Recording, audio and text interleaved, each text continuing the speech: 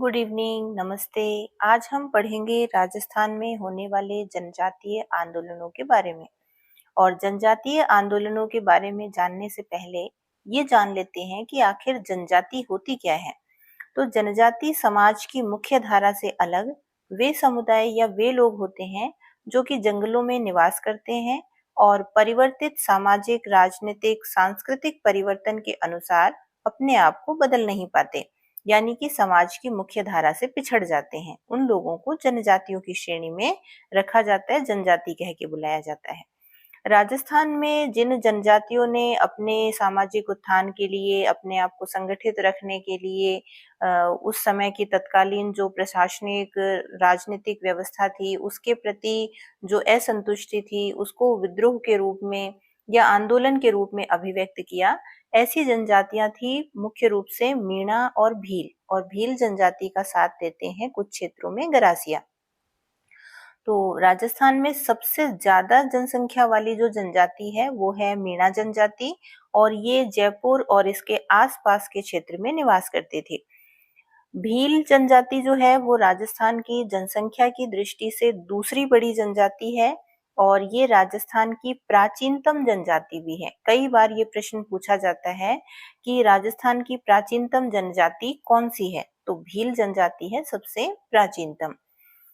अच्छा, सबसे पहले हम अब शुरुआत करते हैं जनजातीय आंदोलनों की। तो भगत आंदोलन से हम शुरुआत करने जा रहे हैं। भगत आंदोलन जो है ये राजस्थान के मेवाड़ और वागड़ क्षेत्र के जो भील किसान हैं उनके द्वारा शुरू किया जाता है।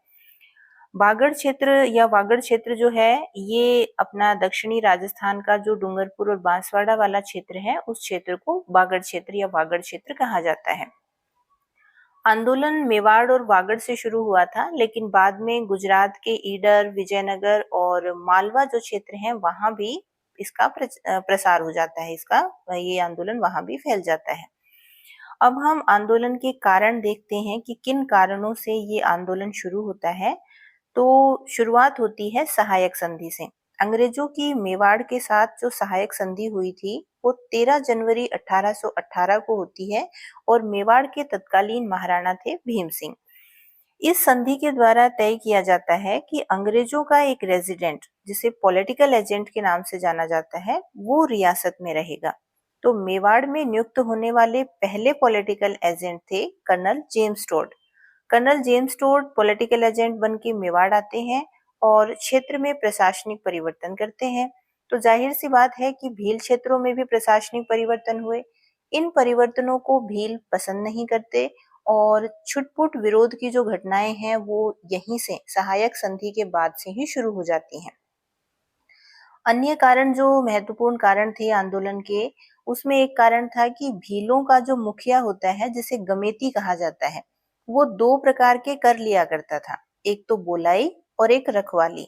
रखवाली कर जो है वो प्रत्येक गांव की रक्षा के लिए लिया जाता था, और बोलाई कर जो है वो पथ कर के रूप में या राजमार्ग कर के रूप में लिया जाता था, जिसे आजकल हम टोल टैक्स के नाम से जानते हैं ना। जैसे रास्ते से जाने के लिए ये कर देना पड़ता है, तो उस समय जो भील क्षेत्रों से होकर के राहगीर जाते थे उनको बोलाई नाम का कर देना होता था। तो colonel James Tod political agent बनने के बाद में मेवाड़ में ये दोनों कर बंद कर देते हैं, तो इससे भीलों में नाराजगी व्याप्त हो जाती है। अन्य कारणों में हम देख सकते हैं कि भील क्षेत्रों पर नियंत्रण के लिए एक सहायक पॉलिटिकल एजेंट की नियुक्ति होती है। सहायक पॉलिटिकल एजेंट यानी कि असिस्टेंट पॉलिटिकल एजेंट, इसको सारी व्यवस्था सौंप दी जाती है, जिससे कि भील विद्रोह कर देते हैं। एक मेवाड़ की अंग्रेजों से संधि होने के बाद में जो राज्य की सेना थी, जो मेवाड़ रियासत की सेना थी, उसे भंग कर दिया जाता है। और मेवाड़ रियासत की जो सेना थी, राजकीय सेना थी, उसमें भील सैनिक सबसे ज्यादा थे, और अब वो सारे सैनिक बेरोजगार हो जाते हैं। अंग्रेज अपनी जो सैनिक बटालियन की स्थापना करते हैं वो कहलाती है मेवाड़ भील कोर, और इस मेवाड़ भील कोर की स्थापना होती है 1841 में। ये प्रश्न कई बार पूछा जाता है कि मेवाड़ भील कोर की स्थापना कब हुई थी, तो ये 1841 में इसकी स्थापना होती है। और इसका भी एक उद्देश्य था भीलों पर नियंत्रण करना। मेवाड़ भील कोर की जब बात चल रही है तो इसके बारे में कुछ बातें हम और जान लेते हैं एक तो इसकी स्थापना के लिए 50,000 रुपए की राशि महाराणा से ली जाती थी, और इसकी जो स्थापना होती है मेवाड़ भील कोर की, वो जेम्स आउटरैम की सिफारिश पर होती है। जेम्स आउटरैम ने 1837 में इसकी स्थापना के लिए सिफारिश दी थी। अच्छा, भीलकोर, मेवाड़ भीलकोर का जो हेडक्वार्टर था, इसका जो मुख्यालय था, वो था उदयपुर के खैरवाड़ा में। तो ये कुछ बातें थी मेवाड़ भीलकोर के बारे में। ये सभी बातें आपको अच्छे से ध्यान में रखनी है, इनको आप लिख लें। अच्छा, एक और कारण क्या था कि भीलों की जो परंपरागत खेती थी, जो कि वालरा खेती कहलाती है। वालरा खेती एक तरीके से स्थानांतरित कृषि होती है, जो कि स्थान बदल बदल कर की जाती है। अब ये वालरा कृषि जो है, ये भी दो प्रकार की होती है। ये जो पहाड़ी क्षेत्रों में की जाती है, वो तो कहलाती है चिमाता। पहाड़ी क्षेत्रों में जो वालरा कृषि की जाती है, वो चिमाता कहलाती है। और जो समतल क्षेत्र में वालरा कृषि की जाती है, वो कहलाती है दजिया। तो भीलों की खेती जो है, वालरा कृषि, उसके दो प्रकार होते हैं, चिमाता और दजिया। पहाड़ी क्षेत्रों में की जाने वाली चिमाता और समतल क्षेत्रों में की जाने वाली दजिया। तो इस परंपरागत खेती को अंग्रेज बंद कर देते हैं और कर भी बढ़ा देते हैं। पहले भील जो कर दे रहे थे मेवाड़ रियासत को, वो अनाज के रूप में भी दे देते थे वो, और नगद में भी दे देते थे। लेकिन अब अंग्रेजों ने कंपलसरी कर दिया कि जो सारे टैक्स हैं, इनको जो कर देने हैं, वो सब नगद में ही देने होंगे। तो नगद में कर लिए जाने के कारण अब भील जो हैं, वो साहूकारों के चंगुल में फंस जाते हैं और उनके ऊपर आर्थिक बोझ बढ़ जाता है। वो इस के विरोध में विद्रोह कर देते हैं, आंदोलन कर देते हैं। एक और कारण हम बता सकते हैं कि भीलों के रीति रिवाजों में परिवर्तन करना। भीलों में डाकण प्रथा प्रचलित थी, और अंग्रेजों के से प्रभावित होकर के और उनके प्रभाव से मेवाड़ के महाराणा स्वरूप सिंह 1853 में डाकण प्रथा को अवैध घोषित कर देते हैं। तो इससे भी भीलों में रोष व्याप्त होता है कि उनके आंतरिक जो क्षेत्र, आंतरिक जो मामले हैं, उसमें रियासत और अंग्रेज जो हैं वो इंटरफेयर कर रहे हैं, हस्तक्षेप कर रहे हैं। तो इसको भील पसंद नहीं करते। तो भीलों की और अंग्रेजों की झड़पें शुरू हो जाती हैं। अब हम आते हैं कि इस आंदोलन का जो मुख्य नेता था, वो कौन था। तो भगत आंदोलन के मुख्य नेता थे गोविंद गिरी। गोविंद गिरी के बारे में थोड़ा सा जान लेते हैं, इनका क्या इतिहास था। तो इनका जन्म डूंगरपुर के वेदसा गांव में, कई किताबों में आप बासिया गांव भी देखेंगे, तो ये दोनों ही नाम अपन ध्यान रख लेते हैं। वेदसा गांव या बासिया गांव में इनका जन्म हुआ था, और ये जाति के बंजारे थे। इनके जो गुरु थे, वो कोटा बूंदी अखाड़े के महंत हुआ करते थे, राजगिरी महंत। तो ये इनके गुरु थे, इनसे इन्होंने शिक्षा पाई थी। और इनकी पत्नी की मृत्यु होने के बाद गोविंद गिरी ने, या गोविंद गुरु, दोनों ही नामों से इनको जाना जाता है, तो उन्होंने संन्यास ले लिया था। और संन्यास लेने के बाद सामाजिक नैतिक उत्थान के जो रचनात्मक कार्य थे भील जनजाति के लिए, भील जनजाति के उत्थान के लिए, वो कार्य ये करने शुरू कर देते हैं। और वेदसा गांव जो इनका था जन्म स्थान, वहां पर ही ये अपनी धुनी स्थापित करते हैं। अपना मुख्य जो मठ मान लो, या मुख्य स्थान जो है, वो अपना वेदसा गांव को बनाते हैं। गोविंद गिरी के जो शिष्य हैं, वो भील थे, और वो भगत कहलाते हैं। भगत के नाम से जाना जाता है उनको। और इसी कारण ये जो भीलों का आंदोलन था, इसे भगत आंदोलन कहा जाता है। गोविंद गिरी ने जो कार्य किए भीलों के उत्थान के लिए, और उसमें उन्होंने नैतिक और आध्यात्मिक उत्थान के लिए काम किया। वो एकेश्वरवाद पर बल दिया करते थे। भीलों के अंदर जो शराब को रोकने के लिए भी उन्होंने काम किया। कुछ भील चोरी डकैती के काम करते थे, उनको भी उन्होंने बंद करवाया। सामाजिक कुरीतियां जो भी प्रचलित थी समाज में, भील समाज में, उनको बंद करवाने का वो प्रयास करते हैं। साथ ही मैं आपको बता दूं कि गोविंद गिरी के ऊपर स्वामी दयानंद सरस्वती का भी प्रभाव था। तो स्वामी दयानंद सरस्वती ने जो शुद्धि आंदोलन चलाया था कि हिंदुओं का ईसाई धर्म में परिवर्तन ना हो, उनको हिंदू धर्म में रखा जाए, इसके लिए उन्होंने शुद्धि आंदोलन चलाया था। वैसा ही जो गोविंद गिरी थे, वो इस मेवाड़ क्षेत्र में चलाते हैं एक भगत पंथ के नाम से, कि भीलों को हिंदू पंथ में रखने के लिए और ईसाई जो प्रचार प्रसार है, ईसाई धर्म में जो परिवर्तन हो रहा है लोगों का, उससे बचाने के लिए, उनको धर्मांतरण उनका रोकने के लिए वो भगत पंथ की स्थापना करते हैं। और भीलों में एकता बनाए रखने के लिए, उनके अंदर संगठन रखने के लिए, प्रेम बनाए रखने के लिए वो एक संप सभा की स्थापना भी करते हैं। इस संप सभा के बारे में कई बार पूछा जाता है कि संप सभा की स्थापना किसने की, कब की। तो ये संप सभा की स्थापना करते हैं गोविंद गिरी 1883 में। संप का मतलब ही प्रेम होता है। भीलों में प्रेम बनाए रखने के लिए, एकता बनाए रखने के लिए वो ये संप सभा की स्थापना करते हैं और भगत आंदोलन में संप सभा का बहुत योगदान है। संप सभा के अधिवेशन जो है वो पहली बार इसका अधिवेशन 1903 में होता है और अंबादरा गांव में, बांसवाड़ा में एक गांव है अंबादरा गांव, वहां पर एक पहाड़ी है मानगढ़ पहाड़ी। इस मानगढ़ पहाड़ी पर पहला अधिवेशन होता है संप सभा का 1903 में। और उसके बाद प्रतिवर्ष यहाँ पर सम्मेलन होता है और भील समाज की जो समस्याएं हैं या जो भी उनकी मुद्दे हैं वो भील समाज से संबंधित, उनके ऊपर यहाँ इस सम्मेलन में चर्चा होती है। अब गोविंद गिरी जो है उनके ऊपर राजनीतिक दबाव धीरे धीरे बढ़ने लग जाता है और गोविंद गिरी इस क्षेत्र से, मेवाड़ क्षेत्र से प्रस्थान कर जाते हैं और वो ईडर चले जाते हैं। वहां जाकर भी वो भीलों में चेतना जागृत करने का काम करते हैं। फिर वापस लौट कर आते हैं 1911 में। इससे पहले मैं बता दूं कि 1910 में संप सभा ने राजा के सामने 33 मांगे रखी थी, लेकिन उन मांगों की तरफ कुछ ज्यादा ध्यान दिया नहीं जाता। गोविंद गिरी जो है वो भीलों को में जागृति के लिए, उनमें चेतना जागृत करने के लिए भील पंचायतें भी बनाते हैं और इनका उद्देश्य था कि उनके ऊपर बाहरी नियंत्रण जो है वो समाप्त होना चाहिए। गोविंद गिरी क्षेत्र में वापस लौटते हैं 1911 में और वो भगत पंथ को पुनर्संगठित करते हैं। 1913 में मानगढ़ पहाड़ी पर वार्षिक अधिवेशन होता है भीलों का और वहां अंग्रेजों को कहीं कुछ सूचना मिल जाती है कि भील जो है वो हथियार लेकर के पहाड़ी पर इकट्ठे हुए हैं, अधिवेशन में शामिल हो रहे हैं और वो अंग्रेजों के खिलाफ बगावत कर सकते हैं। तो अंग्रेज 17 नवंबर 1913 को वहां गोली कांड करवा देते हैं, जिसमें कि कहा जाता है लगभग 1500 भील शहीद हुए थे।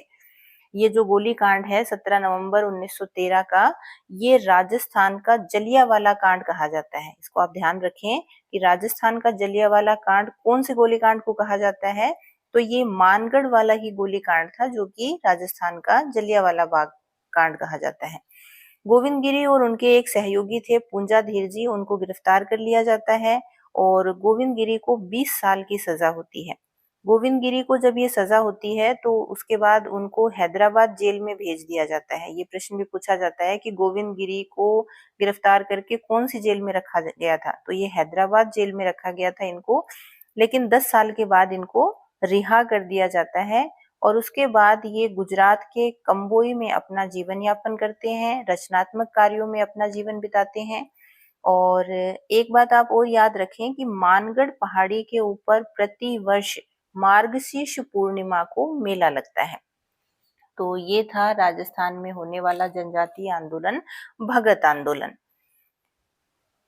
इसके बाद हम आगे चलते हैं दूसरे आंदोलन की तरफ, जो कि एक महत्वपूर्ण आंदोलन है और ये आंदोलन है एकी आंदोलन। एकी आंदोलन या इसे भूमट भील आंदोलन भी कहा जाता है। भूमट भील आंदोलन इसलिए कहा जाता है कि ये उदयपुर के भूमट क्षेत्र में आंदोलन होता है, इसी कारण इसे भूमट भील आंदोलन कहा जाता है। नाम से ही स्पष्ट है कि ये आंदोलन भी भीलों का था, भील आंदोलन करते हैं और गरासिया जनजाति इनका साथ देती है। ये मेवाड़ और सिरोही क्षेत्रों में होता है। आंदोलन की जो शुरुआत है वो 1921 में मेवाड़ के मातृकुंडिया स्थान से होती है। ये मातृकुंडिया स्थान वही है जहां पर वैशाख पूर्णिमा को आदिवासियों का मेला लगता है और इस यहाँ पर आदिवासी जो है वो अस्थि विसर्जन करते हैं। जैसे मोस्ट ऑफ लोग जो हैं वो अस्थियों के विसर्जन के लिए हरिद्वार जाते हैं, गंगा नदी में अस्थियां प्रवाहित होती हैं, लेकिन आदिवासी जो हैं वो यहाँ मातृकुंडिया में ही, जिसको कि राजस्थान का हरिद्वार माना जाता है, वहां पर अस्थि विसर्जन करना अच्छा मानते हैं, मुक्ति मानते हैं वहां पर। तो आंदोलन के जो नेता थे वो थे मोतीलाल तेजावत। मोतीलाल तेजावत के बारे में थोड़ा देख लेते हैं।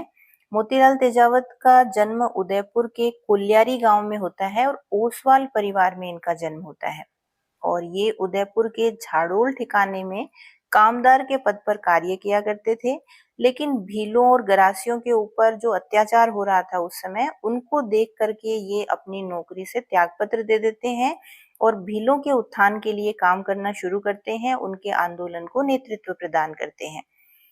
मोतीलाल तेजावत ने भीलों की 21 मांगे लिखी थी और एक पत्र के रूप में, और उस पत्र को मेवाड़ की पुकार कहा जाता है। 21 मांगे आप याद रखें, और क्या कहलाती हैं ये कहलाती हैं मेवाड़ की पुकार। मेवाड़ की पुकार, ये आप याद रखें। ये उन्होंने मेवाड़ महाराणा के सामने रखी थी, और मेवाड़ महाराणा से जब मिलने गए थे तो गोकुल जी जाट भी उनके साथ जाते हैं। इन 21 मांगों में से 18 मांगे तो मान ली गई थी, लेकिन 3 मांगे नहीं मानी गई थी। वो 3 मांगे कौन सी थी? एक तो वन संपदा के ऊपर जो भील अधिकार की मांग कर रहे थे उसको नहीं माना, जो उनसे बेगार ली जा रही थी उसको नहीं माना, और एक सुअर मारने की परमिशन मांगी गई थी, उसे स्वीकार नहीं किया गया। बाद में ये जो भील है वो मोतीलाल तेजावत के नेतृत्व में स्वतः ही इन 3 मांगों को जो अस्वीकार की गई थी उनको अपनी ओर से स्वीकृत मान लेते हैं कि हम इन्हें स्वीकृत मानते हैं, और ये सारी जो मांगे नहीं मानी गई हैं उनको हम अपने आप स्वीकृति देते हैं, और रियासत की जो आदेश है उनको इनके ऊपर नहीं मानेंगे। इसके बाद मोतीलाल तेजावत ईडर चले जाते हैं और वहां भीलों में जागृति प्रवाहित करते हैं। अच्छा, इसी दौरान एक हत्याकांड होता है, नीमड़ा हत्याकांड। नीमड़ा हत्याकांड जो है, एक मिनट रुके आप।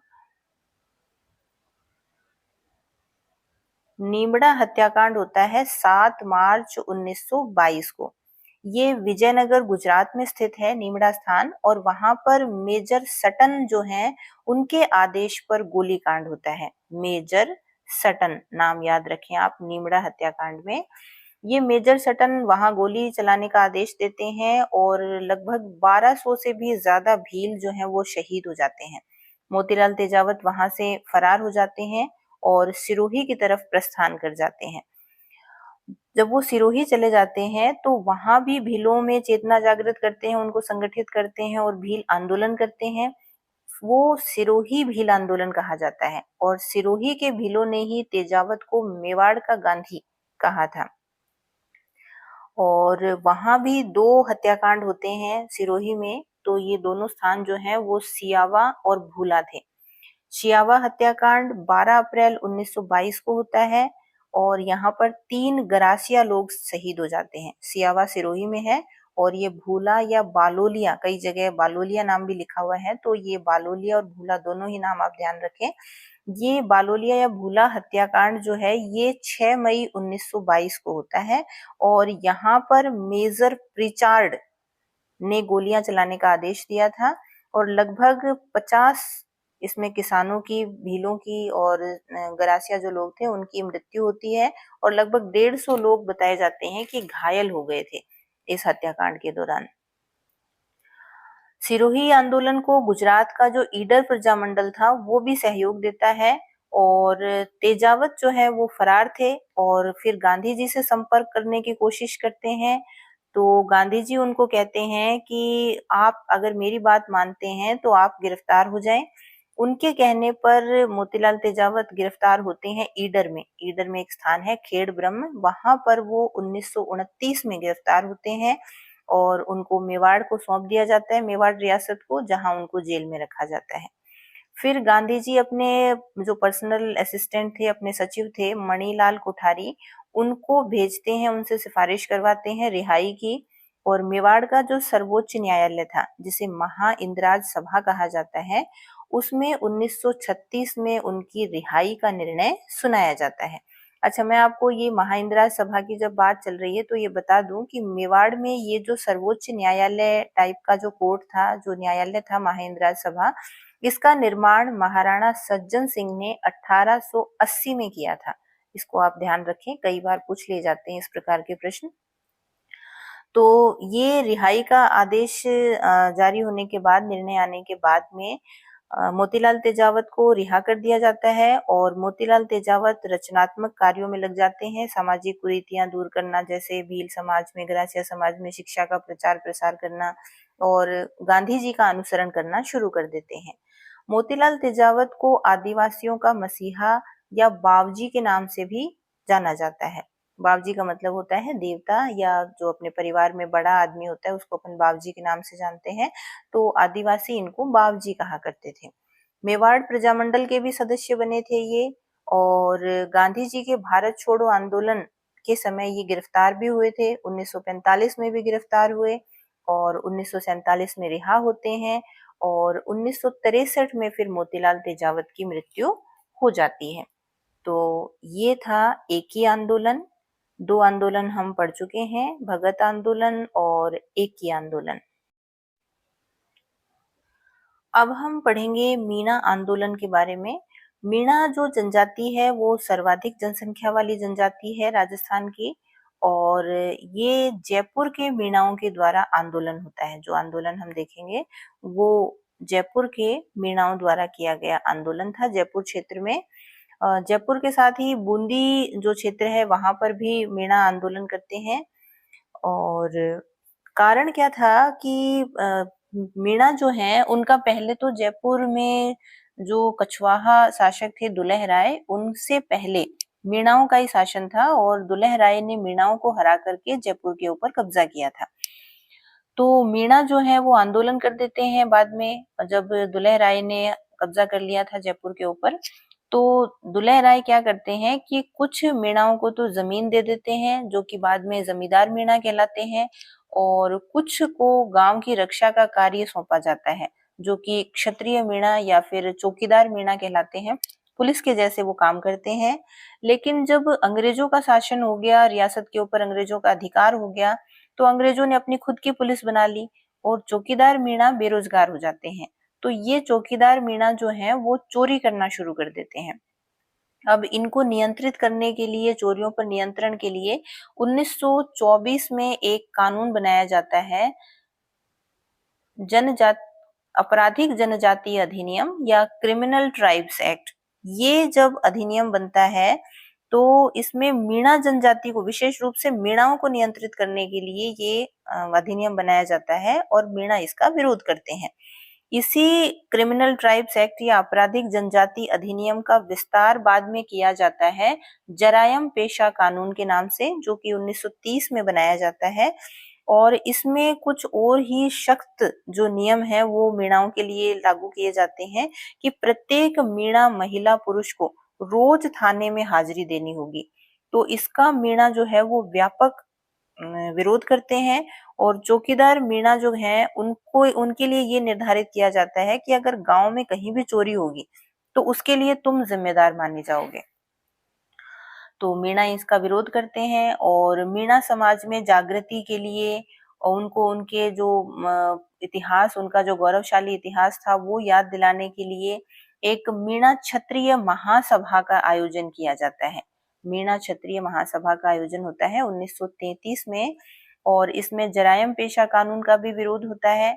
बाद में एक और बड़ा सम्मेलन होता है नीम का थाना सम्मेलन। सीकर में नीम का थाना क्षेत्र है, वहां पर 1944 में सम्मेलन होता है और जैन मुनि मगन सागर ने ये सम्मेलन बुलाया था। और ये जैन मुनि मगन सागर जो है, इन्होंने एक मीन पुराण नाम से पुस्तक भी लिखी थी जिसमें मीणाओं के गौरवशाली इतिहास के बारे में बताया जाता है और उनमें जो सामाजिक सुधार के लिए, उनकी जो कुरीतियां हैं उनको त्यागने के लिए भी आह्वान होता है।